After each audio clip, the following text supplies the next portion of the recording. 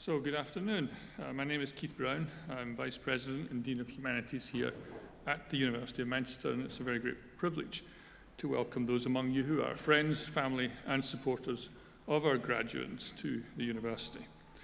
It's also a great pleasure that we welcome back one of our former students, Trishna Baharadia, an award-winning chronic illness and disability advocate.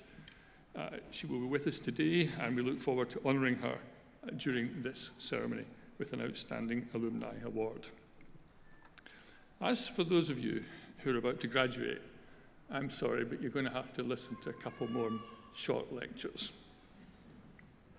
Sometime in the last century, and I regret I have to go back that far, I sat in a hall very like this one, while an old guy in a strange medieval outfit and wearing a funny hat delivered a speech. It was a fine warm day like today, and I recall where our family went for dinner that evening. I think I can even vaguely remember what I had for dinner. But I have absolutely no recollection of who the old guy in the funny hat was, nor do I remember a single word he said. Maybe he was interesting, I don't know. Possibly he imparted great words of wisdom that would have led to me having a better career. Again, I don't know. But then, why would you pay heed to an old guy in medieval dress wearing a funny hat? I suppose we could appeal to your respect, which I'm sure you have, for age and experience. After all, the Bible says, those who are older should speak, for wisdom comes with age. But I suspect each of you can think of somebody, maybe even somebody in your own family, for whom that aphorism is not even remotely true. So, I know you're going to forget what I have to say. You've already decided that you're going to forget. But we're here, we have a ritual to perform. I'm going to take advantage of my opportunity and say it. And the question I want to ask you is, was it worth it? That's the final exam question for those of you about to graduate. The last of many, many questions that you will have answered in this place. Was it worth it? It's what we all ask after an experience, for example, dinner at a good restaurant, a family reunion, or a football match. And because we're quite complex in the way we go about making judgments, we don't reach obvious or easy answers.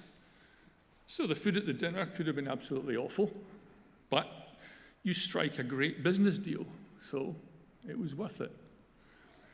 The reunion cost you a fortune, and somebody, that annoying cousin, spilled red wine on the good carpet, but you mended fences with your sister, making the experience worth it. The football match involved a long and costly trip to an inaccessible part of Eastern Europe. The match was dreadful, they often are. A wallet was lost, you had a terrible hangover the next morning, and the flight home was cancelled. But your team won, so it was worth it. So what's the cost-benefit analysis of university? Was it worth it? Obviously, we at the University of Manchester think a degree is worth it, not because you pay us a fee, but thank you anyway, but because we believe passionately in education as a personal and a societal good. It's been said, if you think education is expensive, try ignorance. And that is as true for individuals as it is for societies. In large part, our reputation as a world-leading university depends on you spreading the word that your degree has been worth it. We need your future employers to think that a University of Manchester education delivers high-quality graduates. And we hope that society in general will benefit from the intellectual rigour and the set of socially responsible values that we seek to encourage here. Of course, a key ingredient in your education has been your teachers, these people sitting up here. Albert Einstein, who lectured in this hall, said, "I never teach my students. I only attempt to provide the conditions in which they learn," which is only partially true, of course, because it fails to recognise the huge skill and the effort that lies behind inspiring teaching. None of us make intellectual journeys on our own, not even Einstein. So I hope that you will remember those teachers who opened the doors that led to you discovering new ways of thinking about the world. It's also likely that family, supporters and friends, these people here, as well as teachers, encouraged you on this journey, precisely because they believed that a university education was a good idea, that it would be worth it. Possibly some of them had second thoughts as the costs escalated, and the results faltered as they often do, and half-told tales of what you got up to sounded the occasional alarm bell. It may also be that on the what next after university question, you've remained just a little bit vague, uncertain, or even totally silent. But in spite of those wobbles, your family and supporters are here today, contributing to the celebration, adding their acclamation to the value or the worth of what has been achieved.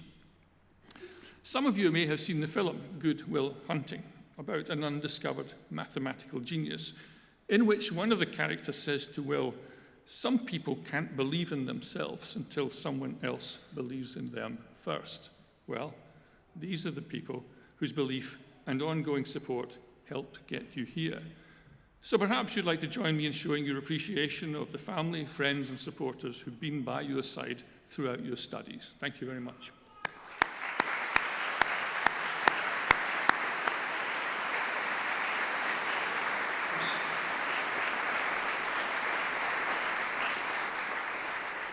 But back to the question, what do you think now that you're about to graduate? Has it been worth it? You've invested time and sweat, effort and money, and what do you have in return? Warren Buffett observed that price is what you pay, value is what you get, and of course what you get is a degree, but what is its value? Some critics try to assess that value rather crudely, seeking to track every pound spent and weighing it up against your life's career earnings. Obviously, we want you to have a fulfilling career and to be well rewarded for your worth. And it's worth noting that 60% of UK industry leaders have humanities and social science degrees. Yet, some of you may consciously choose a path that does not lead to great riches, preferring instead a career that makes a lasting difference in the lives of others, or one that places other forms of personal fulfillment above income. And all of these options, including the pursuit of wealth, are legitimate career routes. But there is so much more that comes with your degree. If you've gained friendships, if you've broadened your understanding, learned from setbacks, acquired a deep knowledge, honed your tolerance of others and their ideas, absorbed lasting values, tested your character, discovered your limitations because you do have them, added to your skills, explored your talents, and determined on a course of action, then your time here has been well spent. And on that point of action, think about the words of the Victorian philosopher Herbert Spencer, who wrote, "The great aim of education is not knowledge, but action." So, what now? The US statesman Henry Kissinger observed that each success only buys an admission ticket to a more difficult problem, which is where you are now, facing a more difficult problem. 3 years at university for an undergraduate degree, some of you 1 year for a master's, and some of you who are really crazy, and another 4 years for a PhD, and then 4 decades plus to pay off a mortgage and earn yourself a pension. Is that what awaits you in this very fast-changing world where new jobs are being created and old ones are fast disappearing? What next? And how are you going to cope? When will you get the job you desire, and when will you become the boss? In what sectors will you work, and in what countries will you live? Will you marry, and how often will you do it? Will you have children, and will you send them here to study? When will you bank your first million, and when will you gift your first million to the University of Manchester? As Dumbledore says in Harry Potter and the Chamber of Secrets, even deans read these things, it is not our abilities that show what we truly are, it is our choices. So think very carefully about the choices you must make and take some time to make them, for in the end they will define you. Whatever you do with the rest of your lives, we would like to think that you will stay in touch with the circle of alumni that is your own particular special band of brothers and sisters. but also with your teachers and with this university that has helped to shape and to form you. And one day, we may seek your expert advice, or your help in opening a door, or that you support an underprivileged student. As to the question when you think back years later that the old guy in the funny hat asked you at your graduation, well, at the moment, it is far, far too early to say whether or not your time at Manchester has been worth it. No one can answer that question when the journey has not yet begun. And now I'd like to invite David Martin, CEO of MS Trust, to present the Outstanding Alumni Award. Thank you.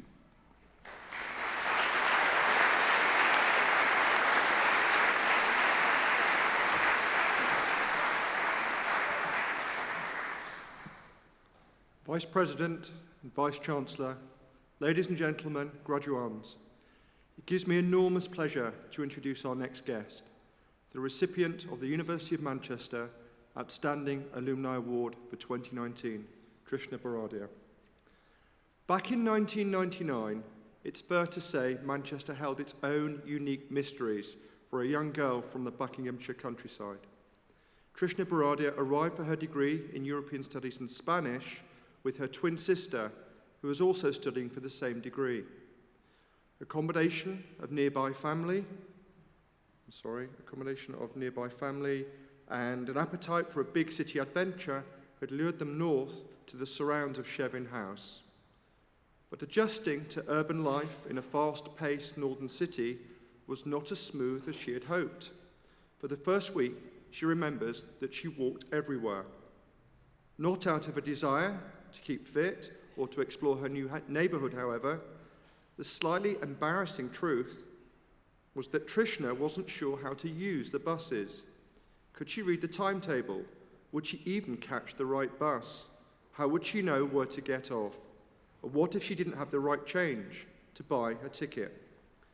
Eventually, though, she got the hang of the public transport system and of university life in general, and she soon settled in.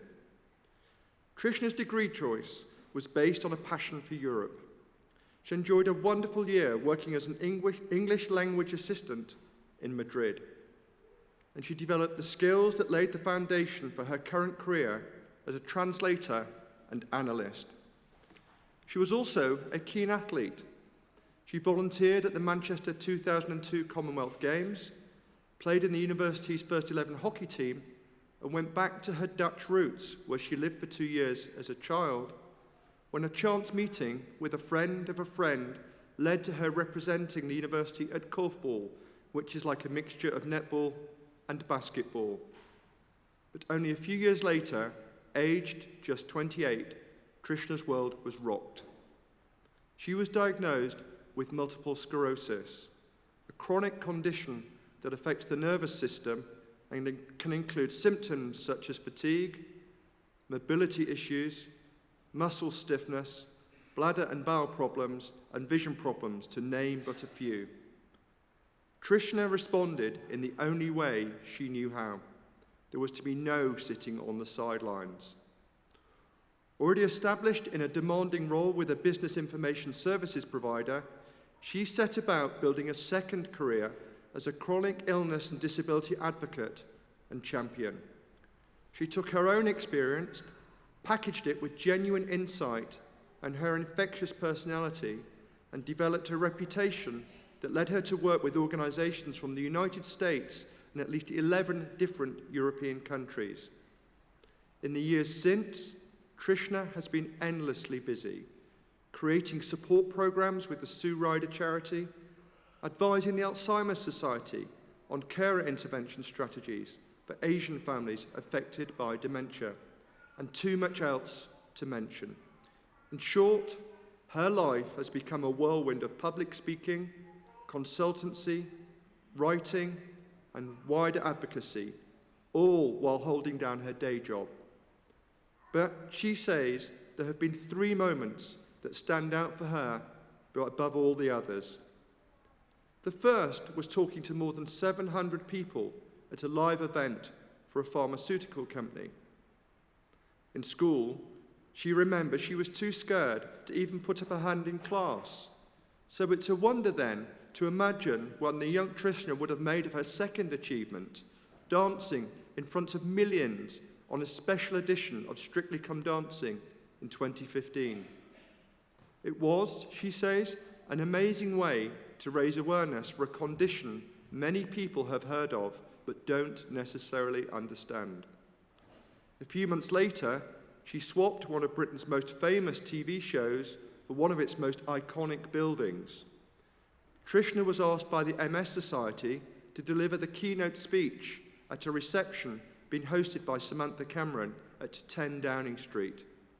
Filled with pride and wishing only that her grandparents had lived to see the day themselves, Trishna did what she always does, charming her audience with passion and wit to get her message heard by some of the UK's most influential figures. She remembers looking around the room and thinking, wow, I'm in 10 Downing Street. How has this happened? Well, from where I'm standing, it's easy to see how it happened. Through courage, determination, selflessness, commitment, and passion. 5 qualities that Trishna possesses in abundance, and that I expect everyone in this room aspires to. There is still so much that Trishna hopes to achieve, but for that young lady who didn't know how to catch a bus, it's been quite a journey so far, and she's still a long way from her final destination.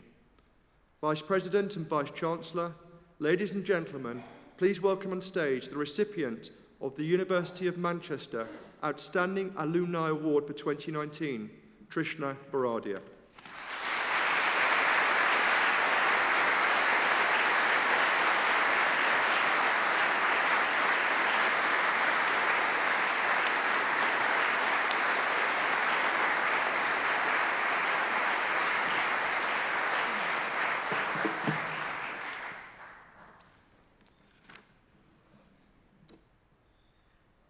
Vice President, ladies and gentlemen, graduands, I'm delighted to be back at the University of Manchester today, 16 years since receiving my BA Honours degree in this very room. And I'm honoured to receive this award now as an alumna of the university. Now, when I stood in this hall 16 years ago, I had plans. None of them included being diagnosed with a serious and life-changing illness. Patient advocacy isn't something that you plan to do. It's something you fall into because of a diagnosis for yourself or someone you know. What the years since my diagnosis have taught me is that there is opportunity in everything, even when it may not seem likely.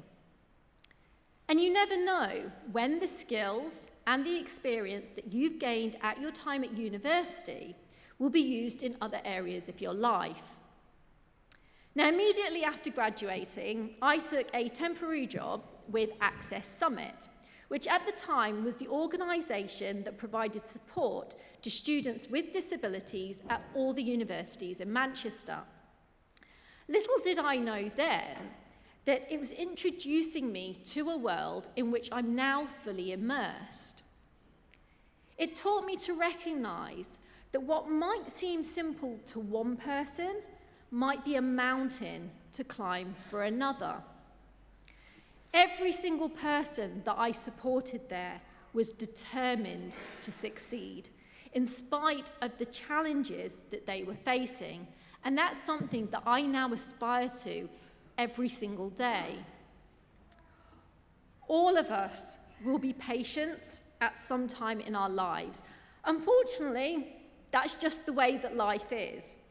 So I believe that each and every one of us has a vested interest in improving the patient journey. My work involves collaborating with many stakeholders. Now, working with the pharmaceutical industry is very different from working with the third sector. Working with individual patients is very different from working with healthcare professionals. Being in Manchester exposed me to a wide variety of different communities and people, which in turn has now helped me to effectively communicate with many different groups. Now, it would be wonderful if life always went to plan. Unfortunately, it doesn't. Having the ability to find ways of doing something rather than reasons why I can't has been a key component to living positively with chronic illness. So has support and being able to ask for help, something that we should never be afraid to do. The importance of identifying and having mentors in your lives going forward cannot be underestimated. Now, I'm lucky, I've been really lucky because I've had invaluable support from my family and also a group of mentors from different areas of life. Whilst, yes, it's important to be independent, recognizing and identifying where support is needed is empowering, and it can enable you to achieve your goals. One of my favorite quotations is from the Brazilian novelist Paulo Coelho. He says that the world is changed by your example, not by your opinion. This is what continues to drive me forward in my work to get the patient voice heard louder, stronger, and more effectively within the healthcare journey. And it can be equally applicable to any aspect of life. You are on the cusp of starting a brand new phase in your lives, and you have the opportunity to do the same. Go out and make your mark on the world. Change it by your example. Thank you again for this award, and congratulations to you all.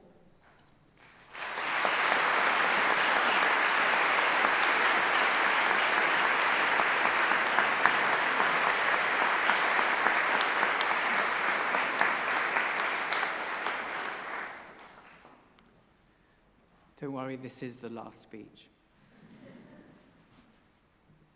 Vice President, colleagues, graduates, and your friends and family. As Head of Languages, I'm delighted to congratulate those of you graduating today on your success in obtaining your degrees. Colleagues in the School of Arts, Languages and Cultures are extremely proud of what you have achieved. They have worked closely with you for 3 or 4 years or more in some cases. Some of you graduating today have studied with us for your BA, your MA, and PhD programs, meaning that you've shown loyalty to the university and to the school for over 7 years. You've become very much part of our academic community. Many of you who are awarded a PhD today have also been teaching assistants, working alongside us in teaching our undergraduates, so that you are a valued colleagues as well as our inspiring students. We hope that you found your time here intellectually and academically stimulating, because whatever else studying for a degree gives you, the experience should have been one where you found yourself both challenged and excited. I am extremely grateful to my colleagues for having helped give you that experience. For many of you, I have no doubt it will have transformed your lives, even though you might not realize that yet.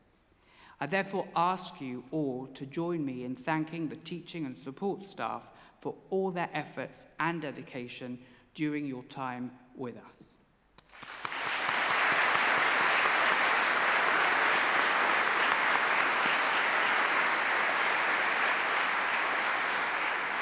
So this ceremony is held in our magnificent Whitworth Hall, which is testimony to a remarkable tradition of philanthropy and social responsibility, which reminds us of the bold Victorian hopes and aspirations for our university.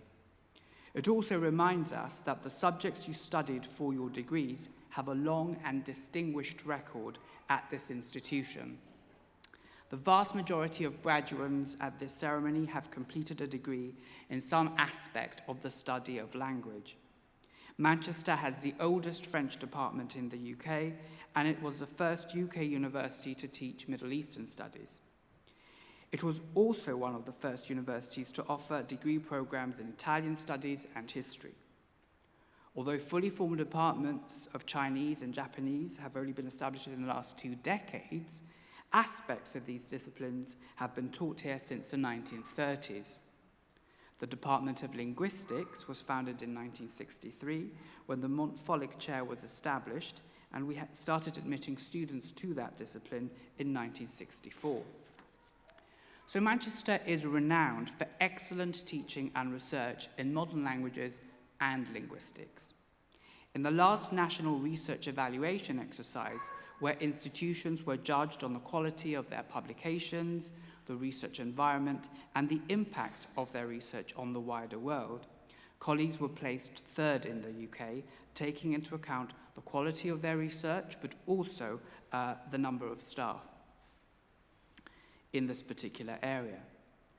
In 2016, Manchester won a £3.9 million grant under the Arts and Humanities Research Council's Open World scheme, which is helping to establish our university as one of the UK's 4 leading centres of excellence in modern languages research, along with Oxford, Cambridge and King's College London. So, what unites our graduates at this ceremony is an interest in different cultures and languages, and the way these shape people's view of the world. To try to impress upon you how important language studies is, stop for a moment and think about what humans could have achieved if they had not had language. But of course, it is not clear how we even begin to think without language. Language is then central to what it means to be human.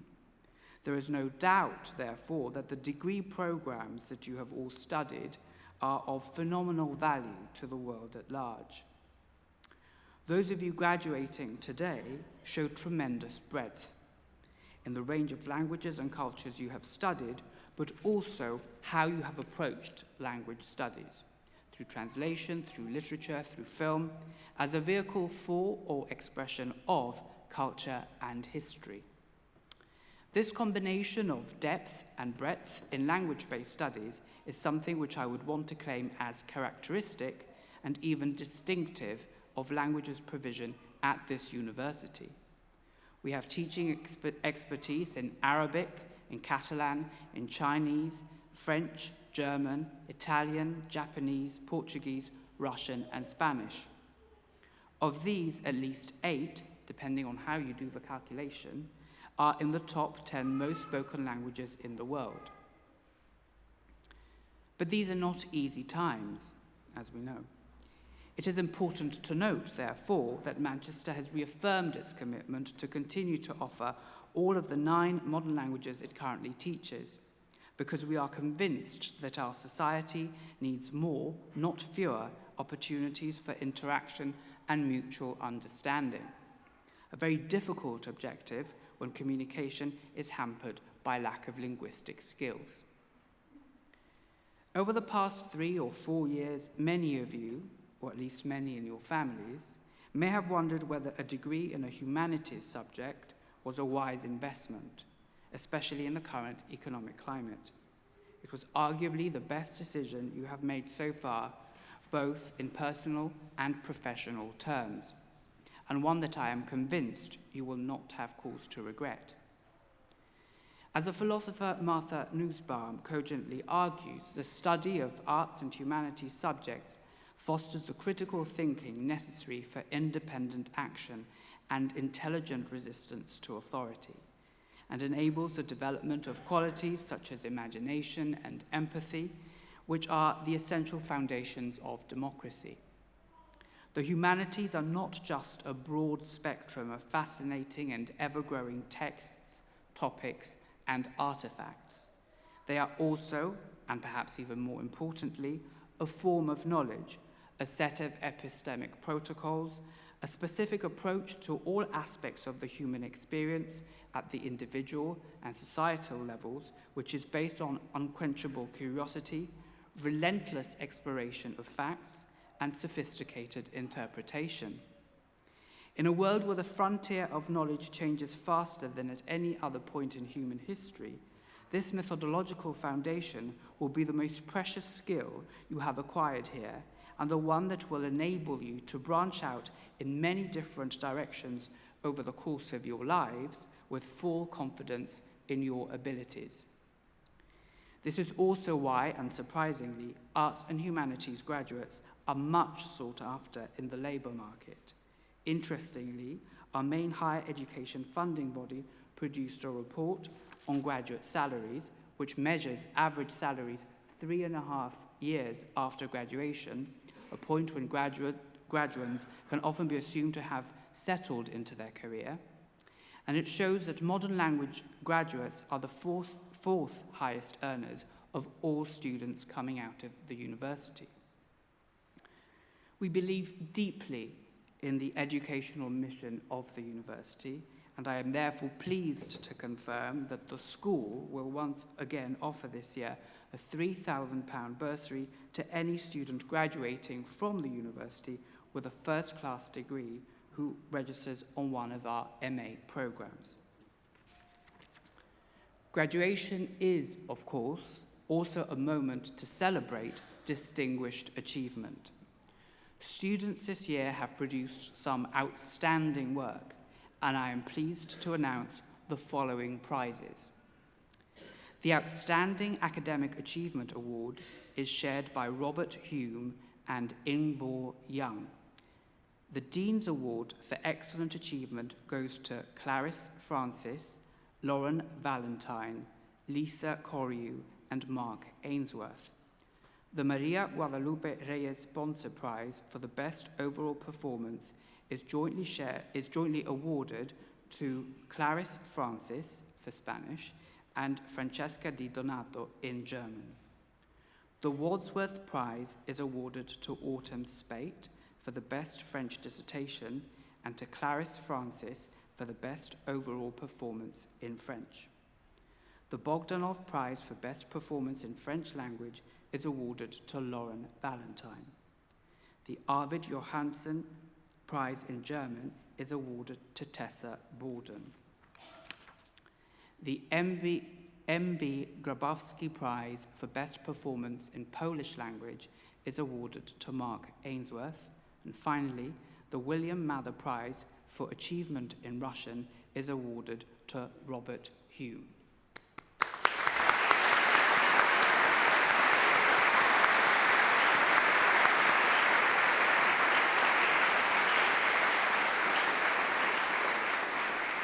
On a more practical note, the school's web and social media officer has asked me to remind you that the school is running a graduation selfie competition. So please tweet us your selfie if you're so inclined using the hashtag #SalkGrad. I should add, however, that selfies should not be taken during the ceremony. After this ceremony, I invite you to join colleagues for a reception in the graduation marquee. As you receive your diploma, you enter a new phase of your relationship with the University of Manchester. We very much hope that you will continue to be an active part of the extended community of alumni and supporters, to nurture an interest in the life of the university and the students who follow in your steps, to take pride in the collective achievements of this great and noble institution. The loyalty, support, and goodwill of our students is the foundation of our future. Please keep in touch with us and visit us when you are back in Manchester. We wish you the very best of luck for the future and look forward to hearing how you are doing. Thank you very much.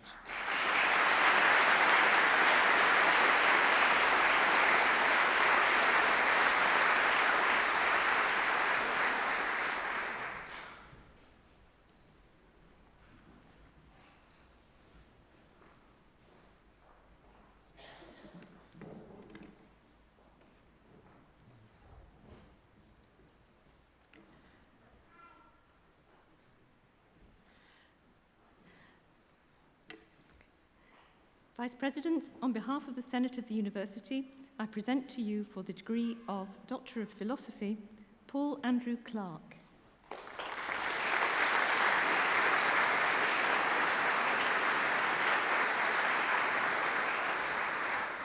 Aura Di Febo.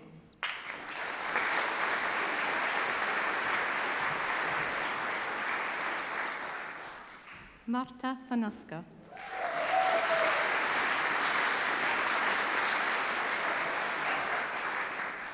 Chonglong Gu.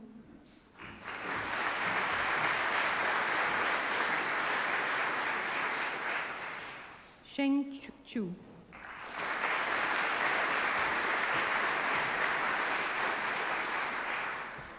Elena Ana Spagnolo.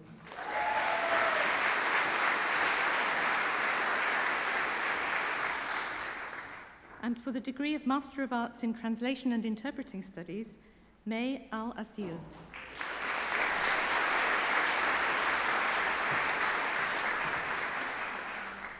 Rehab Saleh M. Al-Husaymi.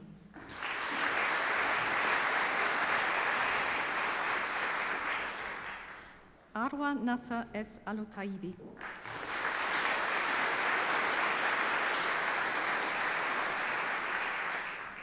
Aisha Al-Zamil.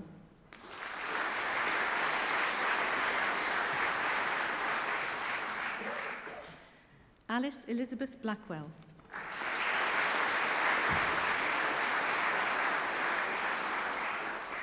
Sherry Roberts.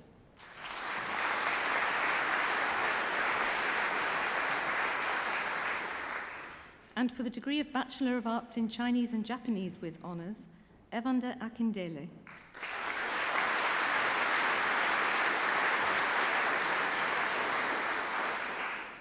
Helen Shao.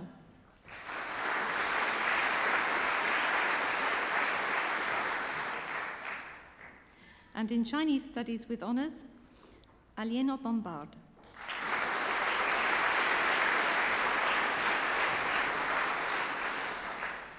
Christina Constantinou.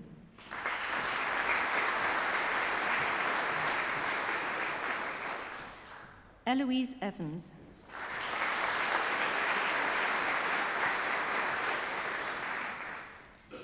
Harrison Benjamin Kersey.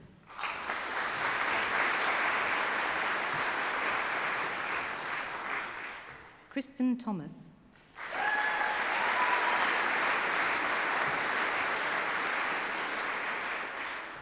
And in Chinese Studies with Japanese with honours, Hannah Elizabeth Monroe White.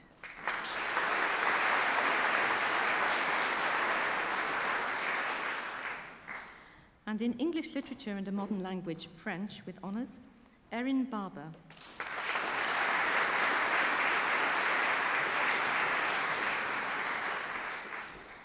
Peruhane El-Trisi.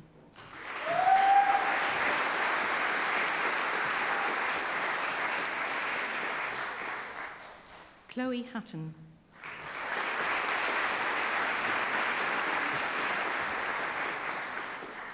Susanna McLaughlin.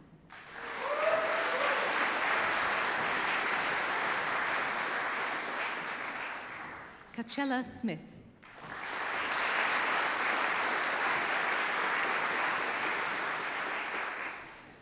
Rosie Staff.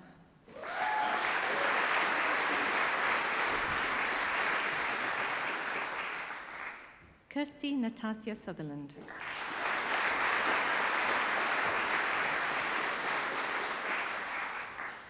And in English Literature and a Modern Language, German with honours, Scarlett Quilloy.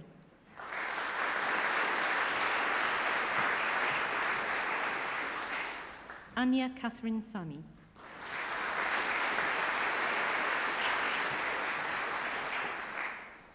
And in English Literature and a Modern Language, Russian with honours, Elizabeth Borry.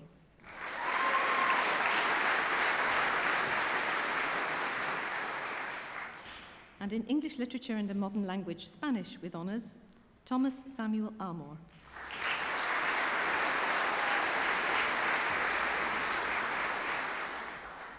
Imogen Carter.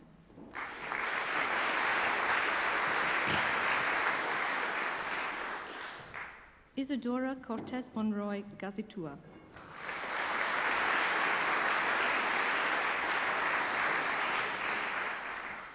Angus Sean Dixon.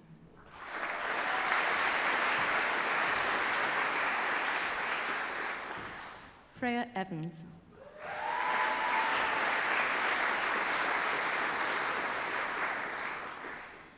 And in English Literature and French with honours, Oliver Price.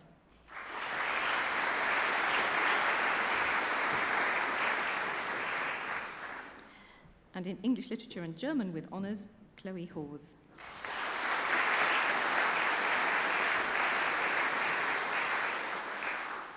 And in English Literature and Spanish with honours, Kieran Mark Whaley.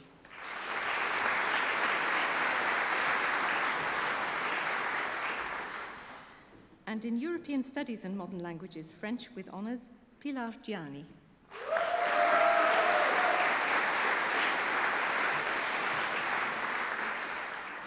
And in European Studies and Modern Languages, German with honours, Sophie Collins.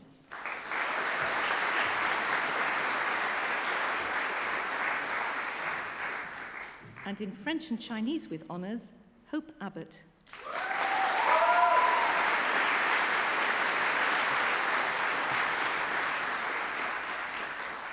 Abigail Tisdall.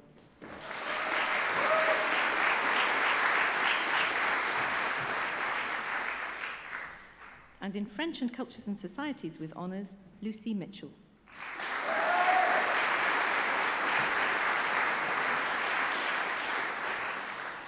And in French and German with honours, Tessa Borden,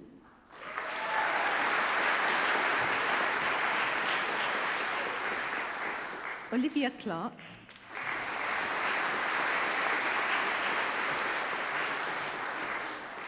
Martha Davis,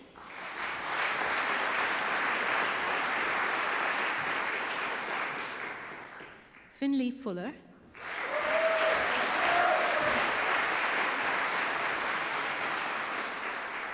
Shula Kombe,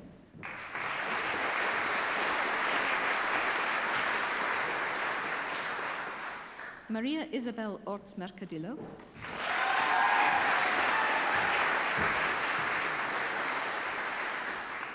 Naomi Robinson,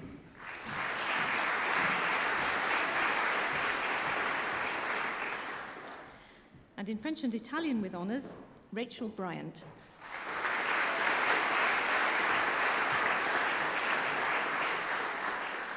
And in French and Linguistics with honours, Jessica Megan Bland.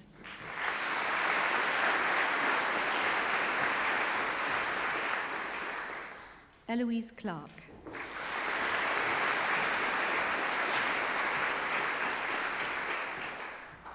Julia Alexandra Stanley.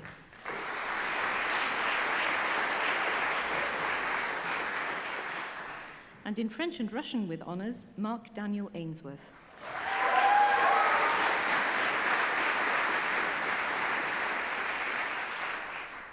And in French and Spanish with honours, Lucy Grace Brown.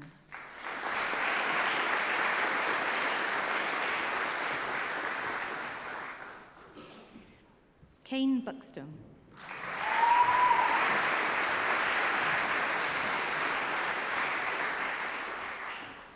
Charles Firth.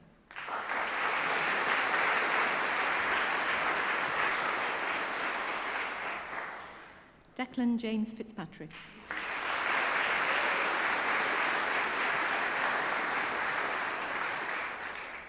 Clarice Francis.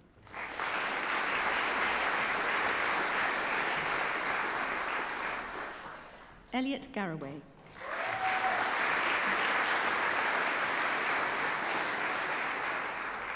Jake Garrett.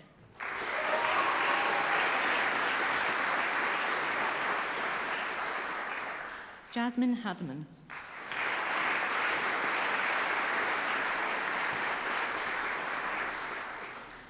Miranda Harrison.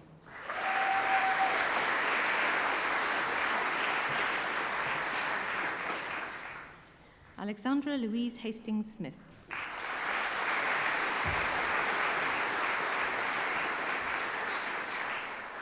Elizabeth Ann Housley.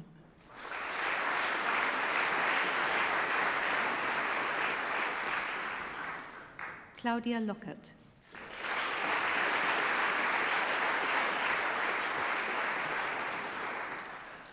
Ariana Loizu.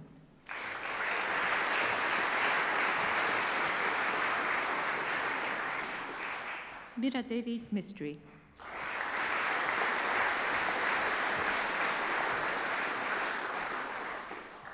Izan Moore.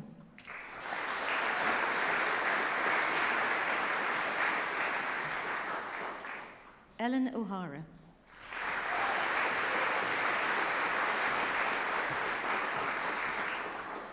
Charles Overend.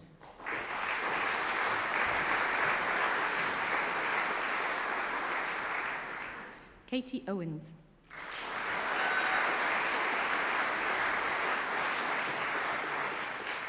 Sarah Smith.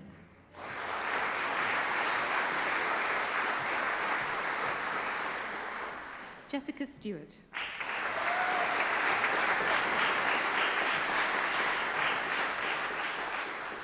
Paul Taylor.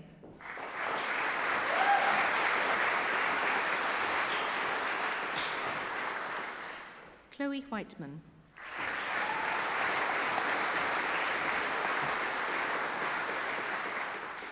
Abigail Wright.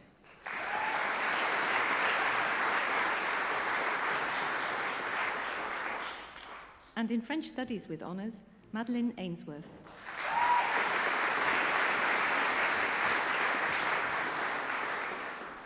Isabel Oldman.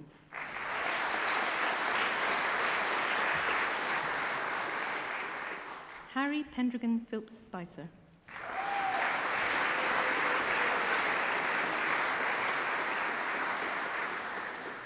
Autumn Spate.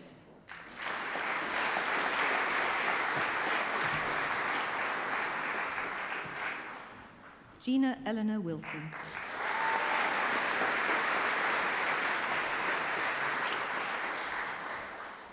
And in French Studies with Linguistics with Honours, Ellie Forrester O'Neill.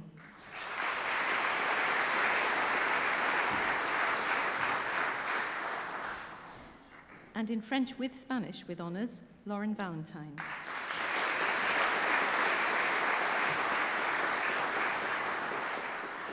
And in German and Cultures and Societies with Honours, George Butcher.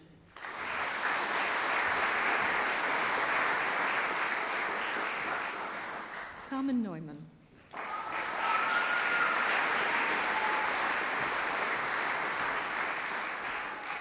Emily Swaddle.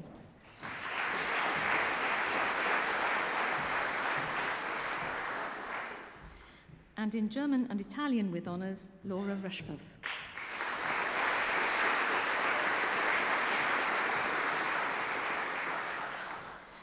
And in German and Russian with Honours, Francesca Di Donato.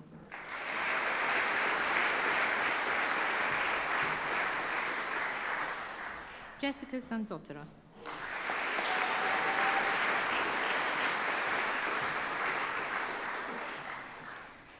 And in German and Spanish with Honours, Stephanie Faye Dale.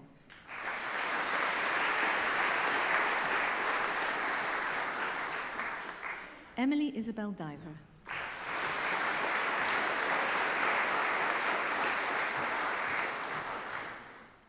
Rebecca Elizabeth Wilmot.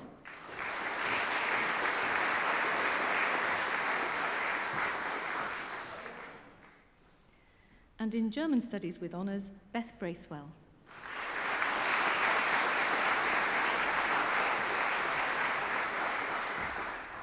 Xingjing Yinshu Bridge.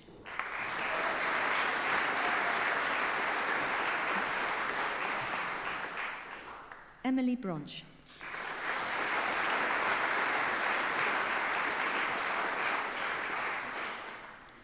Eleanor Grace Davis.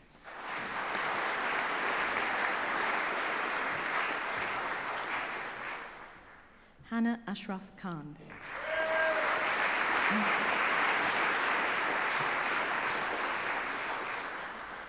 And in German with French with Honours, Aidan Jacob Martin.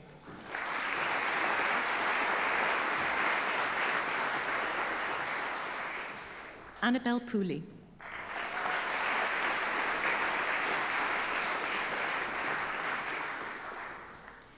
And in History of Art and a Modern Language, French with Honours, Anna Dorosenkova.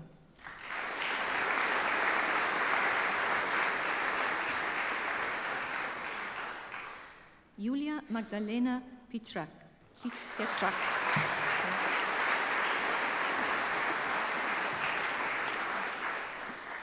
And in Italian and Linguistics with honours, Jan de Lombard.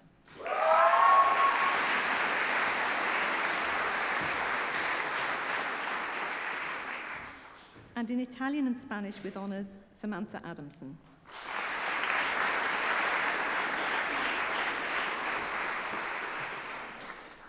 Polly Anna Barker.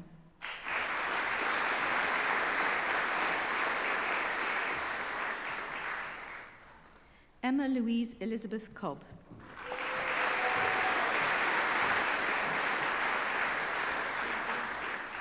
Millie Smith.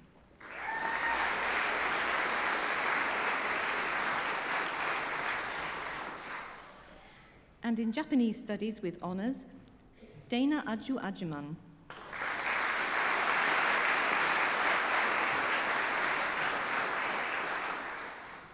Isabel Amelia Brierley.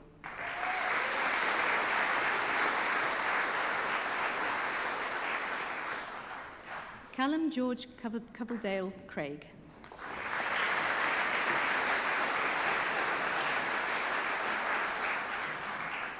Hannah Dance.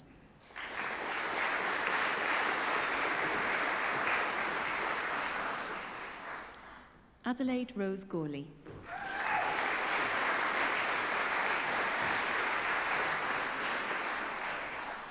Adam Patrick Kuss.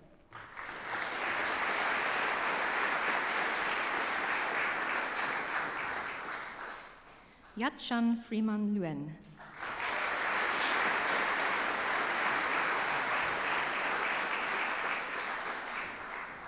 William Shaw.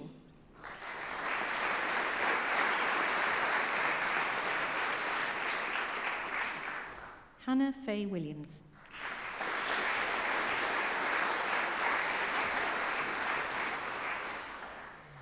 And in Japanese Studies with Chinese Studies, with honours, Susan Josephine Pallas Broad.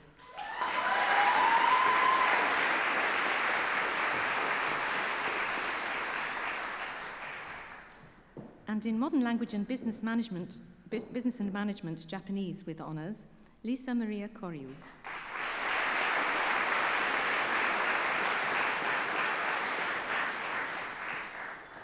Jordan Ellis Fenty.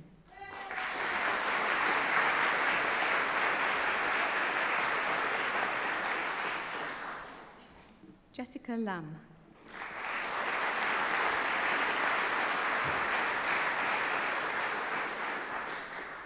Alice Reed.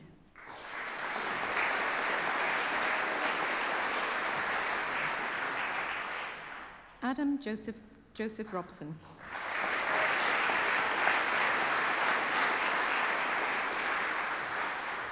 Manila Sanchez.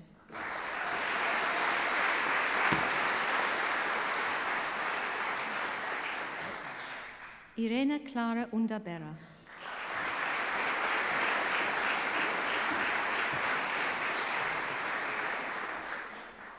Fei Win Chow.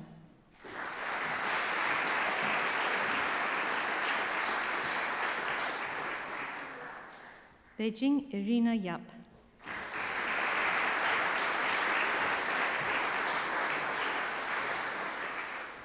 Shu Xiangjiang.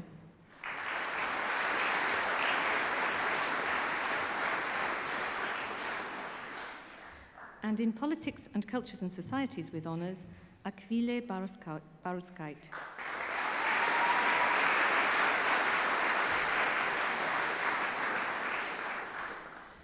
And in Politics and French with honours, Freya Abbott.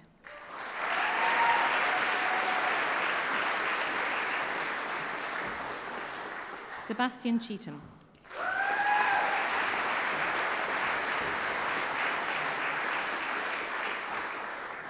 Luke Entwistle.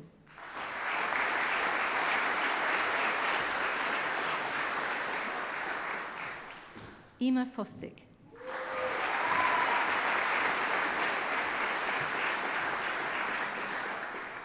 Max Edward Hargrove.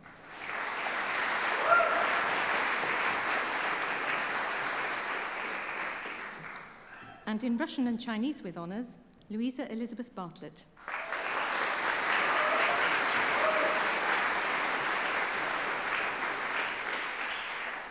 And in Russian and Japanese with honours, Robert James Hume.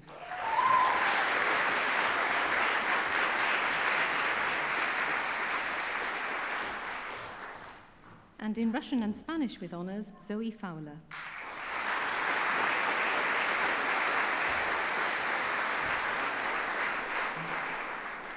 Dylan Hurd.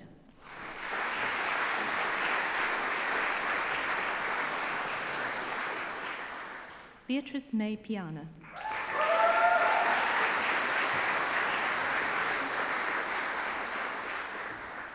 Veronika Sukhareva.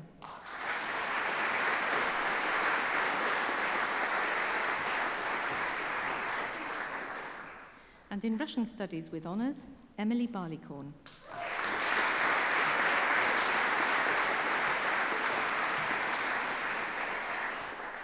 Nikolaos Theophilis.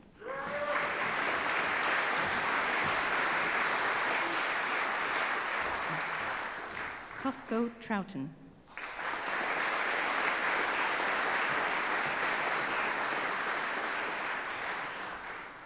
And in Russian with Classical Literature with honours, Zarina Robson.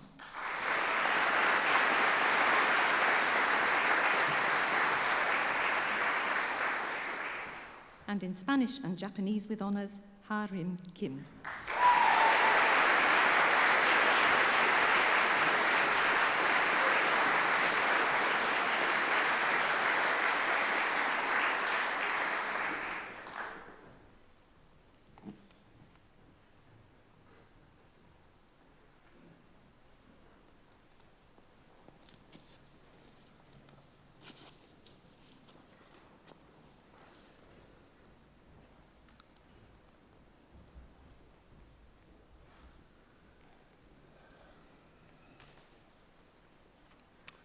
Good, so that passed off without incident. I hope everybody got the right degree, nobody fell on the stairs, and the day can end. So, you can put your hats on now. Keep them on your head though, don't be throwing them in the air, you're not in an American movie. And it remains only for me to thank you all for coming. I hope you have a wonderful evening. And for those of you who've just graduated, congratulations again. Have great careers, great lives, and do keep in touch. And I now declare this ceremony at an end. Thank you.